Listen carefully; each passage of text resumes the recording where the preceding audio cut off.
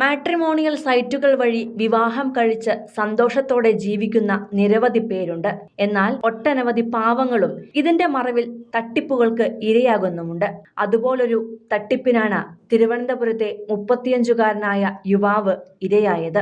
11ാം വിവാഹത്തിന് ഒരുങ്ങിയെത്തിയ എറണാകുളംകാരി രേഷ്മയിൽ നിന്നും ഈ പയ്യൻ രക്ഷപ്പെട്ടത് തലനാരിഴയ്ക്കാണ്. കേരള വെഡ്ഡിംഗ് എന്ന മാട്രിമോണിയൽ സൈറ്റിൽ വിവാഹത്തിനായി പയ്യൻ ഒരു പ്രൊഫൈൽ ഉണ്ടാക്കിയത്. പിന്നാലെ പയ്യന്റെ പ്രൊഫൈൽ കണ്ട് അമ്മയാണെന്ന് പറഞ്ഞ് ഒരു സ്ത്രീ വിളിച്ചു. ഇത് രേഷ്മയായിരുന്നു. അതിനുശേഷം മകൾക്ക് ഫോൺ കൊടുക്കുകയാണെന്ന് പറഞ്ഞ് രേഷ്മയിലേക്ക് എത്തി. പിന്നാലെ തുരുതുരാ മെസ്സേജുകളും കോട്ടയത്തെ ലുലുമാളിൽ വെച്ച് കണ്ടുമുട്ടുകയും ചെയ്തു. പിന്നെ അതിവേഗമായിരുന്നു കാര്യങ്ങൾ. ഇതിനിടെ രേഷ്മയുടെ പെരുമാറ്റത്തിൽ ചേട്ടന്റെ ഭാര്യയ്ക്ക് അസ്വാഭാവികത തോന്നുകയായിരുന്നു. ഇത് യുവാവിനെ അറിയിക്കുകയും ചെയ്തു. തുടർന്നാണ് ചേട്ടത്തിയമ്മയും ചേർന്ന് ബാഗ് പരിശോധിച്ചത്. ബ്രൈഡൽ ലുക്കിലേക്ക് യുവതി ഒരുങ്ങിയെത്തിയപ്പോഴേക്കും യുവാവ് രേഷ്മയുടെ ചതി തിരിച്ചറിഞ്ഞിരുന്നു.